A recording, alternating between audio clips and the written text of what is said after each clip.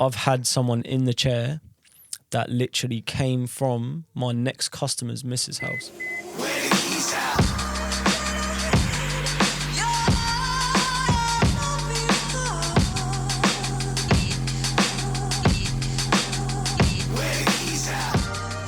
Yo, yo, yo, we are back again. Your boy's in the house, you know it is. Numero number 1, a.k.a. Tezza T. And to my left, we've got... My name is Elijah Chure. What's up, everyone? How you doing? We've got a guest over here today. We have got a guest, a very special guest. My brother, good friend. I'm Jason, work at Barber, local in Ipswich, as a barber. And yeah, man, that's about it, really. Fellow Capricorn. Yeah. Same birthday. Yeah, same birthday. And that. That's it. Capricorn's in the house. So we've got Jason on the Jason the barber, shall I say? You know what? Before you do, he just introduced you as Jason the barber. Does that annoy you? Nah, not necessarily, because I think quite a lot of people only know me from being a barber. Yeah. So the people that do know me prior to being a barber, I think, will obviously call me Jace, Jay, Jason, whatever it is they'll call it. They'll call me something. So, but it's almost like you see you outside the barbers, and it's like you survive. It's like being a teacher. I have that. I see a student. I do get what you mean. But it's like all of a sudden, like my Instagram handle's CutsWithJase, not like dropping it in there or anything, but but people start calling me Jace now. So it's just something I think you just got to run with. I think. To be fair, I don't know what's Jason the barber, because I call him Jason anyway. I know, but I kind of... That's how people... Everyone knows everyone for something. Oh, no, 100%. Yeah. 100%. That's it's like Sneds, who works at Barber as well. Yeah. He's known as Sneds the surgeon, and Yeah, people call him the surgeon. So it's just Really? it's crazy. way. No, I swear. Okay. People come in and go, yes, that's the surgeon. Surgeons, that's coming to fix man up, isn't it? But yeah, no, it's where was I? I took my dog for a walk the other week over the golf course on the Heath. Yeah. And one of the customers that comes in Barber, he was playing golf, and him and his pal were playing, and he turned around to his pal. He's gone, "Oh my god, like, that's CutsWithJase." I was like, "Nah, don't." But that was. I get called everything, mate. So my mum calls me Jay, so it's just like whatever it is, man. I think that's cool how barbers, not all barbers, but some barbers are taking it to the next level now of you're a barber, but it's a social media thing as well. Oh, definitely. Do you know what I mean? 100%. It's more than, I think the old school way of doing it is I've got my shop, come and get a cut at 1 o'clock. Yeah. I think the thing with that is the whole community aspect of a barbershop, where you would go in there, spend 3 or 4 hours in the barbershop, relaxing, whatever, waiting for your trim. That's kind of slowly diminished just because of the era we're going into with technology and social media and whatever it is. But I think I've had probably 85% of my clientele probably come from social media. Really? Yeah. Really big amount came from social media. That's really interesting. I never considered that because, I used to go sit at the barbers, the stories as he said. Yeah. For hours. Wait for time. Like I had to learn to get bullied. Do you know what I mean? Because I had to learn for people to take my place and learn to stand up for myself and take my place. But then I don't do that anymore. I'm in the barbers for my cut and then I'm out because we've got tech. So I think that's where it's sort of changing now, and it's sort of becoming less of like an environment where you can spend the whole day there. You're almost, just like you said, it's almost you get your cut, you have a conversation, and then you're out again. Yeah. But I think that's just because as well, everyone in this world has got busy lives, isn't it? So it's everything's got busier, everything's got more commitment. Yeah. Everything requires more money now, so you got to work harder for. Do you know what I mean? You can't spend that time in the barbershop anymore. So, and I think the times that we spent this time in the barbershops, we either didn't really have a proper 9 to 5, or you went on the weekend where you just had to queue because there was no system. Like, obviously, you've got a system in place now where you can book online, which is the worst system in the world, but the best system in the world. Do you know what I mean? Because one of the ones you can book in on it, which I get, but also, brother, You don't like it? I don't use it that often. I don't use it. I got to a point of... They must hate you, man. I bet there's a few people like you who just... Oh, mate, there's so many. But it got to a point for me where I would tell my customers a number to aim for. Because obviously, as barbers, we know roughly how you're gonna long cut. we're going to take on every trim. So I'd say to them, if you want midday, aim for 11 or aim for 12. Really? Yeah. And then if they can get that number or in and around that number, they'll be in at the time they want to. But That must feel good to be in demand. I remember when I first, I don't know if you just started barbering, but I remember when I first started seeing you around. And you know how the new barber is awkward, innit? Like, Z is trying to pass people to the new barber, right? But And he's so the new good at that. barber. He's so good at that. Yeah. He's so good at sort of making you trust the barber without you even seeing anything. Yeah. He'll just go, oh, well, if you don't like it, I'm paying for it. Yeah. Kind of thing. Do you know what I mean? Yeah, So yeah. instantly you're thinking, well, if I don't like it, I'm getting a free trim. Yeah. So Yeah. realistically, it's a good like way of doing it, because then like there'll be customers that used to go to Z or me or Sneds or anyone that now trusted that barber at the start, that have now stayed with that barber, and now they're in their clientele. So it is a good way of doing it. But the app, we've got an appointment system coming soon, so that will save that. But when you stepped up, I mean, how did that happen? Because to me, all of a sudden, you were just busy all the time. Like, you were just booked all the time. But Was I there a think- certain... Did you cut, like, someone's hair that everyone saw? Or when did that happen? Not at the start. Not at the start necessarily. I think for me, I used to work at Adam and Eve Barbers in town, and I came from there, and I sort of viewed myself as like a hot shot. Like, I've got loads of people, blah blah blah, and then I go to Bubba Z, and it's like going from playing Sunday League football to playing Premier League football. Oh, really? Yeah. So, and then I had no choice. So I had two choices. You either got to grind the same way these boys grind, Yeah. and see where it gets you. Yeah. But I feel like that's with anything though. You got to put, it's like anything. Yeah. You do any Yeah. trade, any job. If you're putting in the graft, you'll see results. I think. Yeah, So- 100%. I mean, I remember, like, obviously Z's been cutting me since, boy, we was at high school, like, early high school and stuff. And, yeah, what you said about him being good at that, I remember that, like, okay, get in with him. And he's like, no, go Sneds. I'm looking at man thinking... I never done that. I Never. look I don't offense to anyone, but I never trust. I looked at him thinking, boy, I don't really know you, know. And he went, nah, T, cool. Trust me, he's good. Yeah. And then I remember he first cut me, and I remember Sneds was nervous to the day. He's like, because like my hair, he's like, nah, your hair's different, man. I cut different ways and that. My hair was short at the time. So I remember, like, him being bare nervous, bro. And I remember, like, sitting in Sneds' chair for about an hour, 45 minutes, because man didn't want to get it wrong. Yeah, there was there. And, like, he's cutting man's hair, and he's nervous, thinking, boy, I can't fuck T-Roy's hair up. And then, bro, man gave me the Must have heard sick... about the old T-Roy. He must have heard about the old T-Roy, maybe. But he gave me the sickest trim, and I'm thinking, I look in the mirror, and I'm thinking, this brother's all right, you know? And then you tend to trust people. And then now man cuts my hair now, like, on a regular basis. Do you know what I mean? And I think that's a good thing with... We were talking about it a couple of weeks ago, but I feel like I got quite lucky with the time I joined Bubba Z, just because, like, when Sneds first started, like, obviously he was the only white man in there. Yeah. So he got the stigma of, I ain't trusting a white barber. Yeah. Do you feel that? No. So I didn't. So this is the thing. So Right. for me, he kind of paved the way. So he took the load of, that is the situation. And then obviously, like T-Roy said, gave him good trims. Yeah. And then all of a sudden the reputation, it's like a bowling ball effect. Yeah. And then so I was then the second white barber that went in there.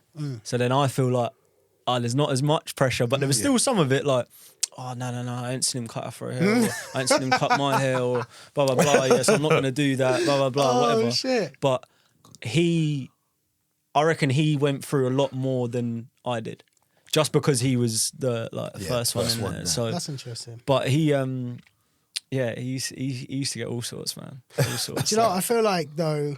It swings and roundabouts. So being a white barber, you cut Adam and Eve, so you can do those cuts. Yeah, oh, God, yeah. But you can do Asian and black hair as Yeah, well. yeah. Gives you an advantage. Oh, definitely. And I know Z, he's probably, Z is like, shouts out to Bubba Z, by the way. He's very much looking after his customers and trying to make them feel comfortable. Definitely. I bet he used to go to the white boy. Yeah. Or even when people come in with their kids in it and they look and just see a definitely. rowdy black man in there, they might, some people are like this, they'll look and be like, oh, safe, I can come in. Do you know what I mean? Yeah. And then they come and they realise, oh, we're cool, everyone's cool. But that sometimes Initial, is the way, even with me, I do that. Like if I'm in a place where there's no black people and I see a black person in somewhere, I feel like, okay, cool, maybe I'll be all right. Yeah. Do you know what I mean? So it's good to have everyone together. Oh, definitely. And I the think- youngers who come through now probably never even think of that at Well, all. this is the thing. So touching on what you said about how it sort of all not necessarily took off for me, but sort of when I started to see progression, I started seeing like, so Sneds was cutting all his customers, Z the same, Peps as well, Echo, whatever, SAR was there as well. So they all had their own clienteles, and I'm thinking in my head, what market can I tap into to get that level of clientele? And the way I thought about it was school kids. Right. School kids straight away. Yeah. Straight away school kids, because they talk and they talk a lot. So it's one of them, and it then becomes a trend like, oh yeah, I'm going to the new boy at Bubba Z, blah, blah, blah. And oh, you're going to come with, oh yeah. And it's almost then the cool You thing become to theirs, do. do you know what I mean? Yeah. So then when Dan first started, I said to Dan, whatever you do, get as many school kids in here you can. And Z would have said the same, 100%. Yeah.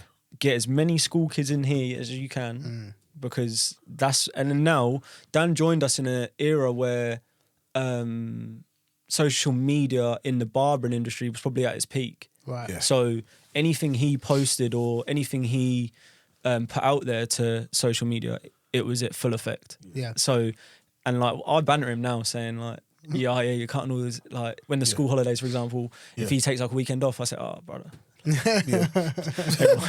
Everyone's going to be quaking in their boots, boy, because you're off now. So for me, when I was at high school, if you went Bubba Z, you were a cool kid. Yeah. Simple as. Yeah. Really? Yeah, I was going Donato's. And then like when I went Bubba Z, I was like, oh, I'm going to school the next day. We're on Saturday. Like. So for me, I think they don't have many older I wouldn't say a role model, I'd more call it like you're almost like a sense of guidance for them. So That's a role model, mate. Yeah, so That's like, a role model. But like in the sense of they're not good, you don't see them enough to have that much influence over them, but you can be there to talk to them about stuff that they wouldn't go to mum and dad about, or brothers or someone around them. So I think if you can create a welcoming environment, which Bubba Z is, then you're going to get all walks of life in there, which we do. We get we get some characters, we get some good people, man. So What made you want to be a barber? part of it was I thought I was going to be a footballer. Yep. So I was at Ipswich from, I think it was about 8 till 14, 15. Oh, you played on that level? Yeah, so just before you sort of find out you're getting a scholarship or not, which then if you tie it into school, is about the similar time where you're going to do your exams and blah, blah, blah. So I used to tell mum and dad, forget it. I'm good. exams, no, I ain't doing it. I couldn't do any of that anyway. I'm not really that type of learner, but I sort of just, it was all in with football. That was then, got told not good enough. So sort of turned off from football in a way where I saw it as a career as such. And then one day my dad come up to me with some beat up beard trimmers, sort of just said, oh yeah, look, he's just get like a tool over. Just said, just whack it off for me, blah, blah, blah. And then we're just sort of conversating whilst I'm doing it. And he just said, oh, why don't you do this? Really? And then... So no one, you don't know any barbers, no barbers in your family? No, nothing like that, nothing. And then mum started chipping in the conversation, started twisting my arm. Yeah, there's a lot of money in women's hair and all this. And so originally I started at John Michael in town. So opposite the works. I think it's Long called. Market Street. Yeah. Started there, bro. 28 women worked there. I was there for... How old were you? I was fresh out of school, so I was like 16, 17. Oh, wow. But the whole thing with... I think why my dad said for me to do it, because he knew I was good with people. Like I could... Like every time we go away on holiday or whatever, I'd make 10 friends. Yeah. Just off the rip. Just by like... Just chat. Mingling, whatever it is, So... and I think for me, half of that, being a barber, is... being able to do that, being able to communicate in the right way, understand, read the room, read the conversation kind of thing. So, and I think he saw that as something I'd be good at and I'd enjoy. But yeah, sort of left the women's hair because I hated it, every minute of it, shampooing, God knows how many women a day, blah, blah, blah. Got a lot of Christmas tips though, I got to say. I got a lot I was a hit. when I was shampooing and that. So, but then went to Dirty old women. Yeah, man. no. 16 years old, man. What are you doing? they're like, here you go, Jase, here's a $5. Like, do you know what I mean? So, and then left there because just weren't getting on with it, and then landed myself at Adam and Eve. And then all of that, it was a snowball effect after that. Yeah. But when I first joined Bubba's Eats, I thought I was the man, like, the man.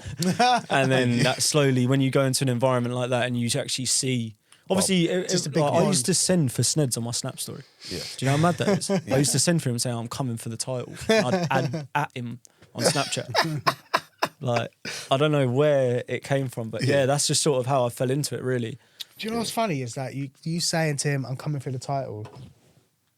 Most us normies, we don't even consider that. Like, we're not even thinking about that. Do you know what I mean? No. That's like a league of its own. Yeah. I remember Z was telling me once he went to this barber's convention or something, and he was like, there's these people from Birmingham, and I was like, we don't even care about that. No, we all want a nice haircut. Yeah. We all want to look fresh, and we all enjoy going to the barbers, but I think it's really interesting that there are pockets of the world that people thrive in definitely. and exist in that Yeah. you just wouldn't even know if you were involved. Like it's like sneakerheads and stuff. Like Yeah, other yeah, people big are like, time. we don't care about that. No. But it is an elitist thing. Yeah. Not an elitist thing, a competitive and a way of life for people. Definitely. I think those type of events as well for barbers, you're going there to sort of showcase your skills, and then you're going there to watch people showcase their skills. So it's sort of like a situation of like, oh yeah, like, I can do this, can you do that kind of thing. So it's a bit of it's good to go to though, because you get inspiration from other places, blah blah blah. But you're right when they say there's definitely pockets of areas that like you see it, anyone would be like, no, what? I'm That's not really like- bothered by that. But Yeah. like us as barbers would be, like that's something to touch on. But I'm sort of that rabbit in the shop Yeah. where new clippers, like, they're all there like testing them out. Like Z will tell you like, he will go, oh, what's that like? Oh, like, and then all of a sudden, like 2 weeks later, it's because like I'm just in with the new. I like it. Well, that's what I was going to ask you. I was going to say to you, so like you said, you're going from Adam and Eve to there, the step up. But when did you feel like you was a barber? When did you feel like you stepped up? Like obviously, I watched you in there, should I say, grow, and then I trusted you to cut my hair. But when did you feel like, yeah, man, I can cut. I can cut. Probably about two years in. I've been there 7.5 years now. Really? Yeah, I've been there Jesus 7.5 Christ. years. So About 2 years in. so yeah, probably about 2 years in, I'd say. Yeah. But I feel like that's because there's a saying in like, I don't know, I say it's in the barbering world, but it's probably in any world, like soak up what you can like a sponge, and then add it to what you've got already. Yeah. And then I found when I got to that stage, like I don't really feel like I was comfortable with afro hair until probably about 2.5, 3 years in. Really? And then for me, because I had the scissors and stuff, I could do all of that. Yeah. That covers all the others. Do you know what I'm trying to say? So like the afro hair was all that was left for me. Yeah. And I was like, I wouldn't even say uncomfortable, because I was confident in any trim, but it was more the outcome of the trim. So I'm looking at it like, there's little bits here, there's little bits there. And it's hair's curly, so it's all all over definitely. the show. No, but like you That's said what I about was saying. Sned said about your hair, like it grow in different directions. So that means you got to go that way. Wait, it got that way, yeah. Do you ever look at someone's head like a new cut and think, shit, I prefer the outcome of an afro cut than I do. because of the challenge? Well, I was going to ask you a question. What's your favourite haircut? Do you know what it is? It's more the fact of what the haircut entails. So with afro hair, 99% of the time you're doing a fade, line up, yeah. And if they've got a beard, you're doing then a beard fade and a beard line up. Yeah. So if you put that all together, that's a package. Yeah, and So it's a Picasso, they call it. Yeah. But for me, that's like, I don't know. I think it's because it was something I wasn't very good at. Yeah. And now I feel like I'm comfortable with it, but I enjoy the outcome of that more than I do prior to that. But I feel like that's because I've been doing the scissor work and everything else and like the Caucasian hair a lot longer than that.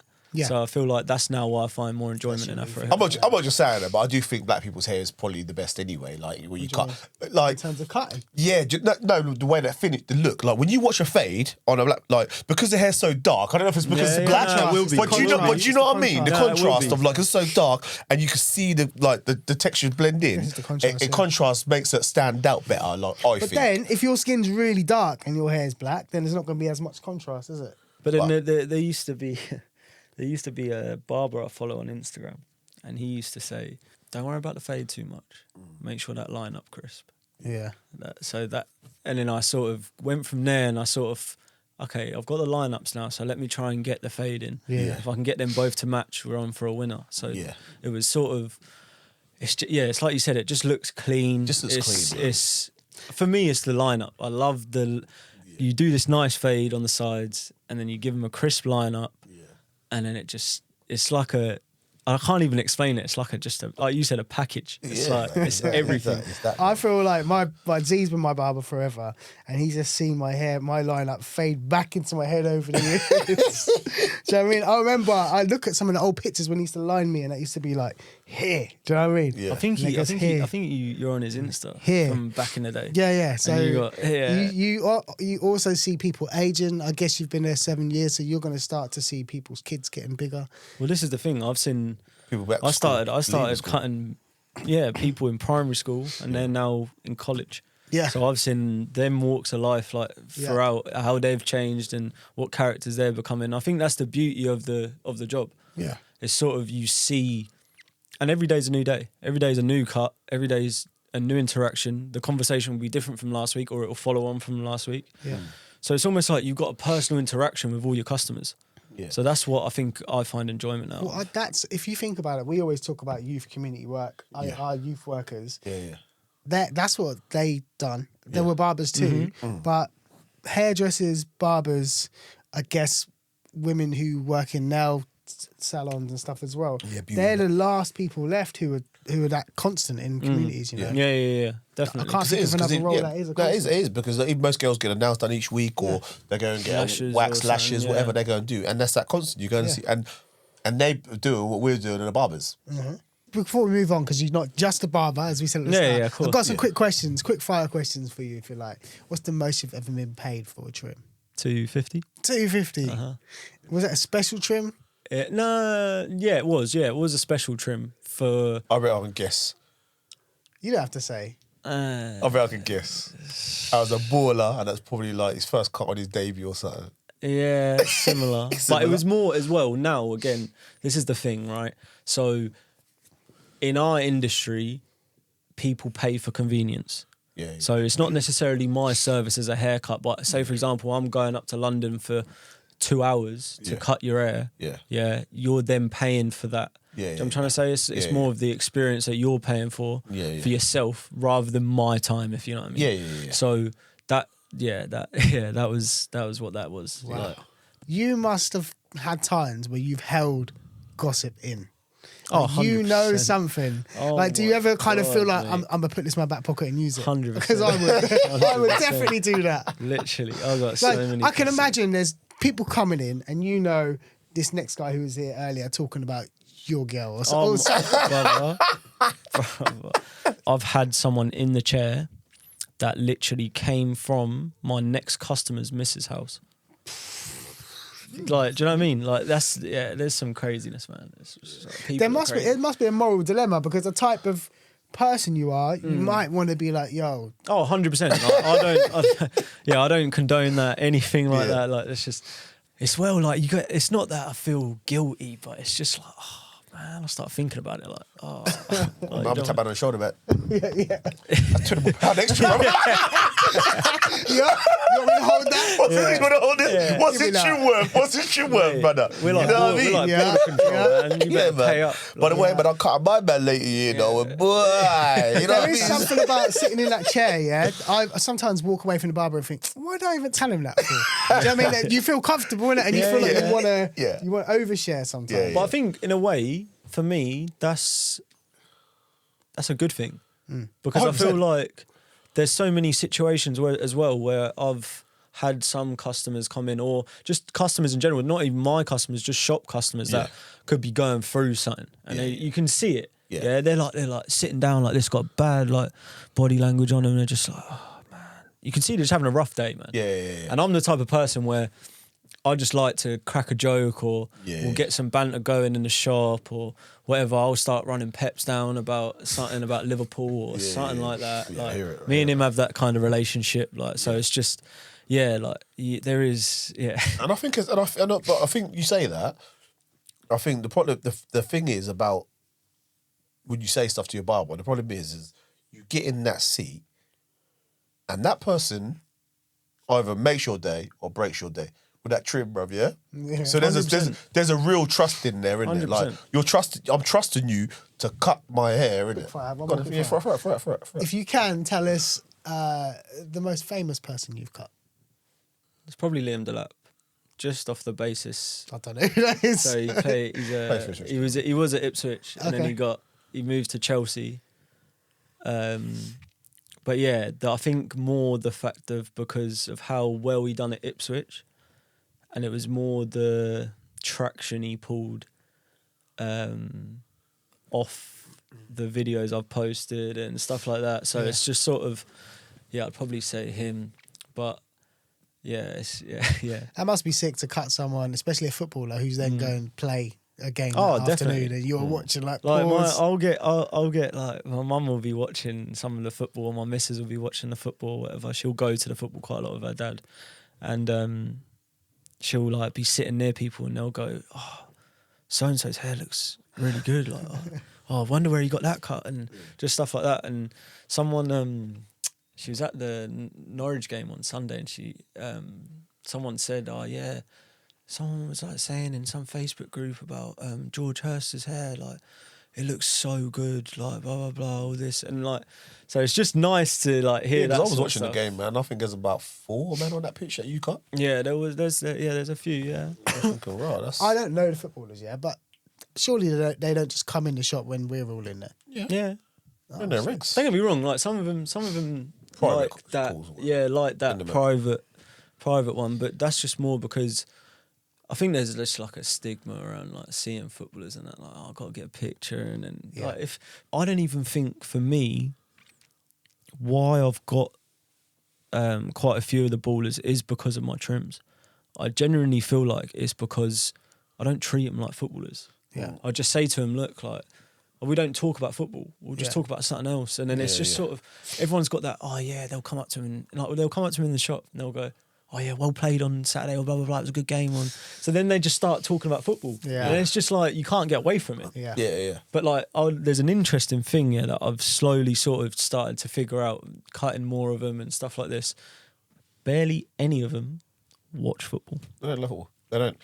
For them, it's a job. Yeah, it's a job. It's just bringing money on the table. It's blah blah blah. Like how I'm a barber. Do you know what I mean? Like, it's just a job. Like, and people take it to that next extent of like, now you're a footballer, bro. Yeah. Like, and it's almost like, because fans are strange for me, because just because you buy a ticket, I mean you're entitled to do this and this. Do you know what I mean? So for me, it's just like, you got to respect people's space, and the ones I don't like, sort of.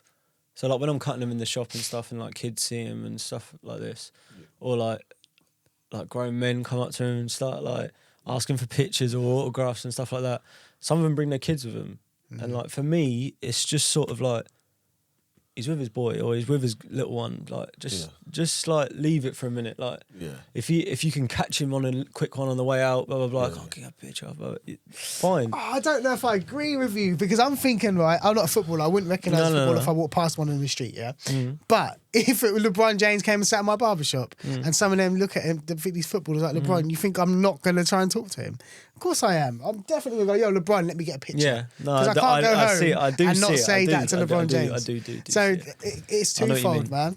It is, but then also I think there's a time, and like I said, for me, there's a time and a place. That's how I am. I wouldn't care. But also, people idolise you, you're fans. Definitely. Yeah, so definitely. you kind of know what you signed up for to a certain extent. Put it to this, yeah. So I remember I was cutting Cameron Burgess, right? He used to be a centre back for Ipswich, left just started the season. Lovely bloke, one of the nicest blokes I've ever met in like that football kind of stage. And I'm doing his beard now, right? So I put him back like that, yeah. So he's sitting there. I'm gonna go and do under here, and someone's come up to him with their camera open and gone like that. Nah. No, So then that's like, do you know what I mean? So like that's yeah. for me. It's not. Yeah. But it's not even like I would never say to like a kid or anyone like no like that. I'd be like, look, just let him finish his trim, and then if he's got time afterwards, he'll come. Blah blah blah. And I'm always like, for kids especially, like I'll do anything. Like I've had like people message me, can you get this shirt signed or whatever. And I'll do it because like they're kids, man. It's like you said, like if you're a kid and you see LeBron James, you're gonna go up to him. Yeah. No, I said as an adult. No, like regardless. I mean, outside of being a barber, what's life like for you? What do you do? What do I do? I do a bit of football coaching, which I take a lot of pride into. Are you coaching kids or adults? Or? Yeah, kids. So I coach. They're now under 16s, so it's my second year doing it. And my mate Jacob, actually, he sort of unintentionally dragged me into it. But yeah, it's like shout out Jacob, like he's one of my homeboys, man. So I've known him from, we literally just used to roll town together when we were young. I was just one of them. I was like a social butterfly. I was just everywhere. But you said you sound like you don't want to see that you are a role model, but you're coaching kids as well. Yeah, but it's more the fact for me, I'm trying to give them what I felt like I needed at that age. Yeah. Do you know what I mean? So yeah, it's I don't know, I just don't like putting the stigma on it as I'm a role model, but it's just more... Wear it, man. It is what it is. And our coaches were role models. I still remember our coaches, even like Paul, all of them. Do you know what I mean? There's something about all of them that you kind of aspired to be like, or what you just wanted to please them. Do you know what I mean? And then you change your behaviour because definitely. Of that. Yeah, no, definitely. No, and I don't get me wrong, I absolutely love it. It's I get such a satisfaction out of it. And I've learned a lot of, like, about myself from it as well. Just sort of like, man, it's daunting, man. Like you're talking to, we've got 21 boys in our squad. Yeah. And when you're talking to 21 boys that are all looking at you at the same time, it can be quite like, at the start, it was very like, oh my God, man, I've actually got to put like a session on for all these boys. But yeah, I really enjoy it, man. And I really enjoy doing it with Jacob because he's not necessarily a person that played the game. Right. But he understands it very well. So, because I've played, that's why he sort of got me in, because he knew I played the game. So he wanted to sort of get the emphasis across of, I can talk it, but I want you to do it, kind of thing. Right. So we have a really good balance and a really good relationship, football terms. Yeah, that's majority of my spare times. Yeah, spending time with the missus. Shout out to the missus, by the way. Yeah, you've been in a long relationship, right? Yeah, man. So it's 5 years now. It's five years. What are we today? Hold on. She'll kill me for this. 5 days, 5 years. 5 years, 5 days. Yeah. No, it's 5 years. Yeah. So you've, damn, man, you better put a ring on it, man. God, man. Listen, 5 years, that's a long time. Yeah. No, it is a long time. Yeah, it is. It is a long time. She's counting how many people you cut a day. Thinking, get my ring. But for me, it was more like, we're both at stages in our life. Like she works as an accountant, and she's at a stage in her career where she's sort of pushing for that next step. Yeah. I'm sort of at a stage in my career where I'm pushing for the next step. So whether sort of that next stage in life is what we're looking for is a conversation that we probably need to have, but it's been had, but it's just more like, that's what I'm saying, like, and we're quite happy to sort of enjoy each other's company, enjoy going on holiday, enjoy going away, doing all these things, like, mate, having a dog's enough, man. It's having a kid. Yeah, I see. I was in America and we met up with Leanne's auntie, and she's got like this dog, and she said she travels a lot for work, so she takes it to a dog hotel. Yeah, This Americans do everything extra, of course. The dog hotel, I kid you not, they go in there. The dogs have their own room and they have a television and they watch Paw Patrol, and they sit on their beds. I said, "Are you serious?" She went, "Yeah, they got Paw Patrol up on there. That's what he likes to watch." dead serious. Wow. Man. They're kids. No, that's what I'm saying. So obviously, I'm completely like open to it. I'd have kids tomorrow. Like that's, Really? Yeah. I'm like, and I just because I think kids are so fascinating. I really do. I think they're so fascinating. That's because you see them from afar, my friend. Yeah, They are fascinating. No, but like They just like I find it fascinating that they obviously from such a young age, there's everything's new. Like, everything's like, wow. And when I think it's just nice as well, like because you do they grow and they mold and you see a little bit of you in them. Like sometimes you didn't used to. I don't think, and then people say, "Oh, right, it's a bit like you," and then now. That make like, you feel proud when people say that. Like, you want me, you too. yeah, it does now because I never used to, but like now I hear a bit more often. But and you just see the growth, don't you? Like you see the changes, like the innocent, the kind of feisty, the kind of all that kind of thing, and it's just like it is good. And I was gonna say like that whole football coaching thing as well that you do, like don't downplay it because you know there's kids in those teams or the teams that you've done who that's probably the best moment of their week sometimes playing that match. That kind of has grounded some of them. So even whether you're, you know, they're playing and they've given you a bit of attitude and then they kind of reflect on it and they think, you know, you're teaching them more than just to kick a ball. You know, I mean, most of them are not going to be footballers. No. But that's going to be a big part of their life. And it is. I mean, my son plays for Jason's team. Yeah. He plays a year up.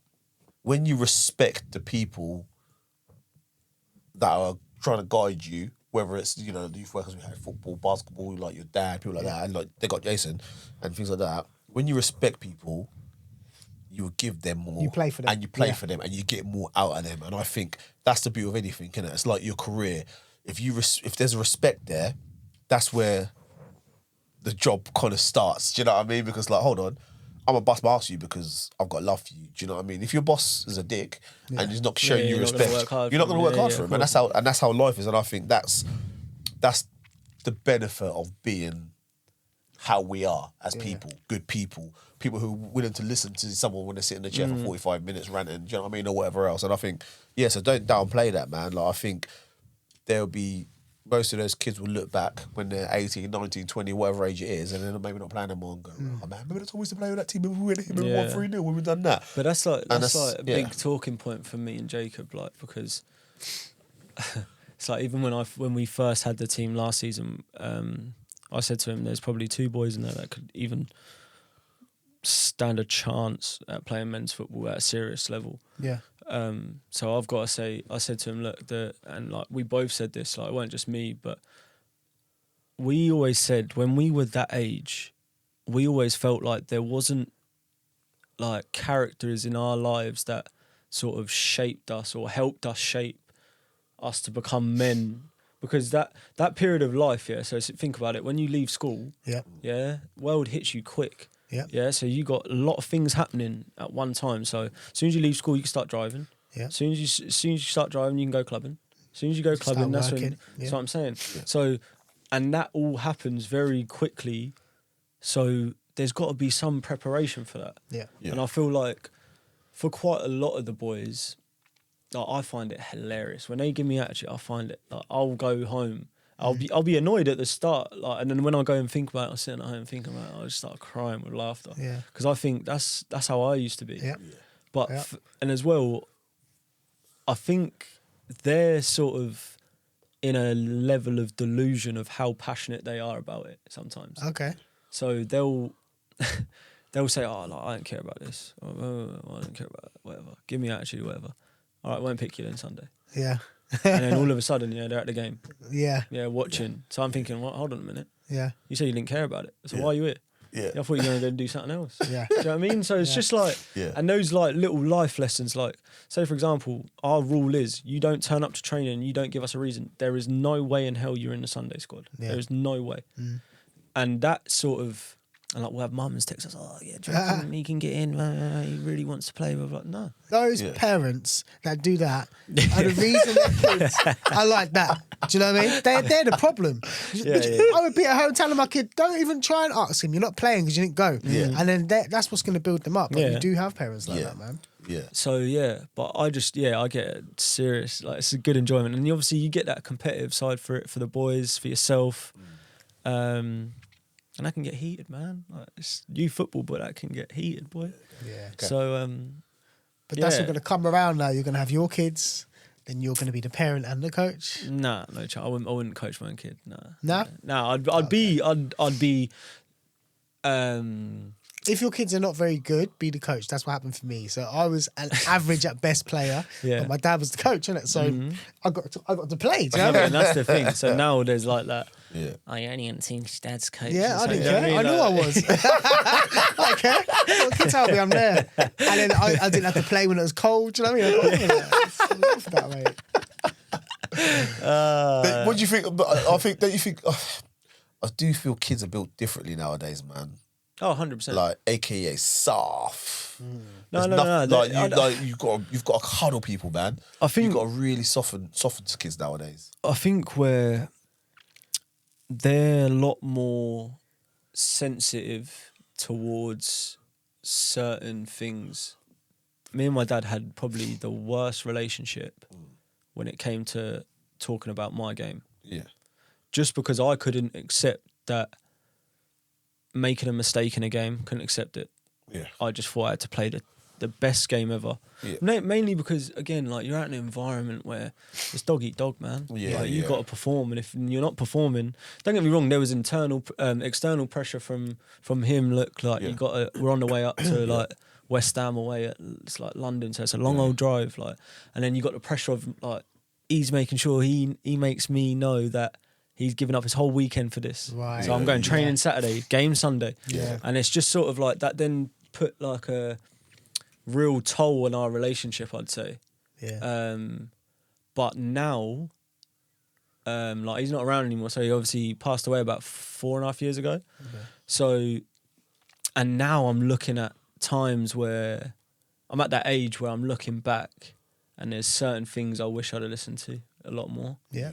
In the respect of just like even the stuff I'm giving to the boys that I coach, just stuff like that. If I'd have taken that on at that time, where would I be? Yeah. And it's obviously, you can look at what ifs and blah blah blah, Yeah. but more for the relationship of me and him. Yeah. Like, I played, because when you get to past 16, you can play Thursday nights in a Furlough Nun League.